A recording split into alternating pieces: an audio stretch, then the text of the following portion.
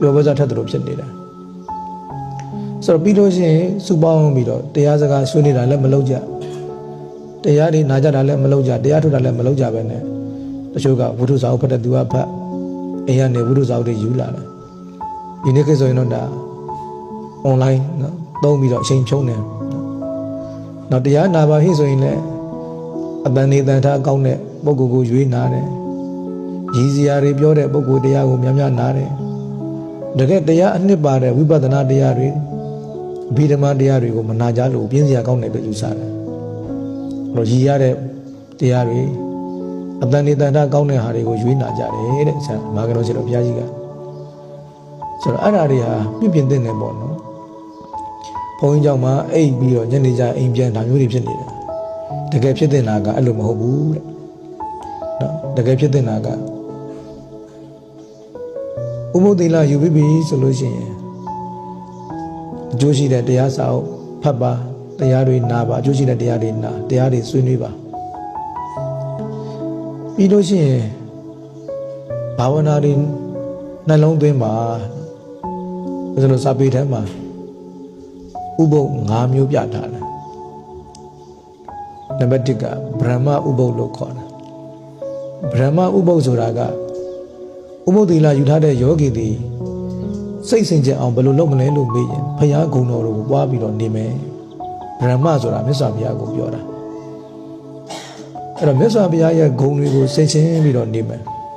ဘုရားစာတွေရွတ်ဖတ်တရဇယ်ပြီးနေမယ်ဘုရားစာတွေအလို့ရရင်အလို့ရွတ်မရရင်လည်းစာအုပ်ကြည့်ပြီးတော့ရွတ်ပဋ္ဌာန်းတွေရွတ်ကြမယ်ဓမ္မစကြာတွေရွတ်ကြမယ်ဘုရားဂုဏ်တော်တွေဘုရားရှိခိုးစားတွေရွတ်ဖတ်ကြမယ်စိတ်ကလည်းနှလုံးသွင်းနှုတ်ကလည်းရွတ်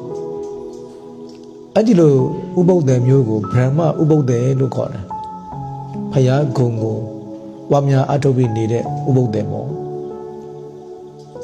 နော်အဲကြောင့်တီလာယူထားရုံနဲ့မပြီးသေးမိမိရဲ့စိတ်အစဉ်မှာမကောင်းတဲ့အတွေးတွေမဝင်ရအောင်လို့ဂုဏ်တော်နဲ့ထုံမှန်းပြီးနေမဟုတ်ရင်နိုင်ငံအကြောင်းတွေပြောပြီးတော့အကုသိုလ်တွေဖြစ်ကြမယ်တာရေးသမီးအကြောင်းတွေပြောပြီးအကုသိုလ်တွေဖြစ်ကြမယ်ဘုန်းကြီးเจ้าမှာလာဆွပြီးတော့စီးပွားရေးအကြောင်းတွေပြောကြမယ်အဲတော့စိတ်ကမစင်ကြယ်ဘူးလေအဲကြောင့်ဥပုပ်သီလယူတယ်ဆိုတာတပတ်အစာညင်နွမ်းနေတဲ့စိတ်တွေကိုလာပြီးတော့စိတ်ကြောတာဖြစ်ပါတယ်နော်မိမိရဲ့စိတ်ကိုစိတ်ကြောတာဖြစ်တယ်ဒါကြောင့်အဲ့ဒီနေ့မှာသီလယူပြီးတော့မိမိရဲ့စိတ်ကိုဖြူစင်အောင်အကုသိုလ်မဝင်အောင်ဘုရားဂုဏ်တော်တွေပွားနေတဲ့ဥပုပ်တယ်ကိုဗြဟ္မဥပုပ်တယ်အဲ့ဒီမှာမဟုတ်ဘူးဆိုလို့ရှိရင်လည်းနံပါတ်1တရားရဲ့ဂုဏ်တွေကိုစင်ရှင်တွေပါတရားဂုဏ်တွေကိုရွတ်ဖတ်တဲ့စေပါအဲ့ဒါကျတော့ဓမ္မဥပုပ်တယ်လို့ခေါ်တယ်နံပါတ်3တန်ခါဂုဏ်တွေကိုပွားများတန်ခါဂုဏ်တွေကိုစင်ရှင်တွေတန်ခါဥပုပ်တယ်ဓမ္မမို့ရင်လည်းနံပါတ်4မိမိစောင့်တည်ကျင့်သုံးနေတဲ့သီလဥပုပ်သီလတွေမကြိုးမပြောက်အောင်ထိန်းနေတယ်စင်ရှင်ငါသီလမကြိုးဘူးမပေါက်ဘူးမပြတ်ဘူးနော်ကိုယ်သီလမပြတ်အောင်ထိန်းသိမ်းနေတာလေးကိုအာယုံပြုနော်မိမိရဲ့သီလစင်ကြယ်ပုံကိုအာယုံပြုအဲ့ဒါသီလဥပုပ်တယ်လို့ခေါ်တယ်နောက်နံပါတ်5ကတော့နတ်ဥပုပ်တယ်ဆိုတာရှိတယ်နတ်ဥပုပ်တယ်ဆိုတာနတ်တွေအကြောင်းကိုဆင်ခြင်တာဟောဒီလောကကြီးမှာနတ်တွေဆိုတာရှိတယ်ဒီနတ်တွေဟာအရင်ဘဝတုန်းကကောင်းမှုကုသိုလ်တွေလုပ်ပြီးတော့နတ်ဖြစ်နေကြတာဖြစ်တယ်